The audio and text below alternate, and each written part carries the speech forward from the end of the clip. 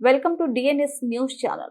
Janagama BRS party MLA Palla Rajeshwar Reddy Cheriyal పట్టణంలో Balaji cinema hall నందు జరిగే అక్రమ కట్టడాలపై స్పందించి ఒక ప్రకటన ఇవ్వాలి. చేరియాల రెవెన్యూ డివిజన్ ప్రజలకు నీతి సూక్తులు చెప్పే బీఆర్ఎస్ పార్టీ నాయకులు ఈ అక్రమ కట్టడాలు వాళ్ళ కళ్లకు కనపడట్లేదా అని చేరియాల ప్రజలు నవ్వుకుంటున్నారు.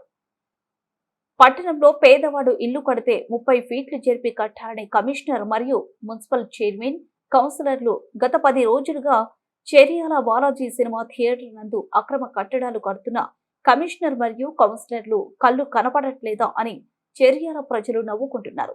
ఈ వ్యవహారంలో లక్షల రూపాయలు చేతులు మారినట్టు, లక్షల రూపాయలు లంచం తీసుకున్నట్టు చేరియాల ప్రజలు అనుమానం వ్యక్తం చేస్తున్నారు. డిఎన్ఎస్ న్యూస్ ఛానల్ ఆధ్వర్యంలో కమిషనర్ కు రిటర్న్ ఫిర్యాదు ఇచ్చినా కానీ ఇంతవరకు ఎందుకు చర్యలు తీసుకోవడం లేదు? ఈ అక్రమ నిర్మాణంపై మున్సిపల్ కమిషనర్ తక్షణమే ప్రెస్ మీట్ పెట్టి వివరణ ఇవ్వాలని చేరియాల ప్రజలు డిమాండ్ చేస్తున్నారు.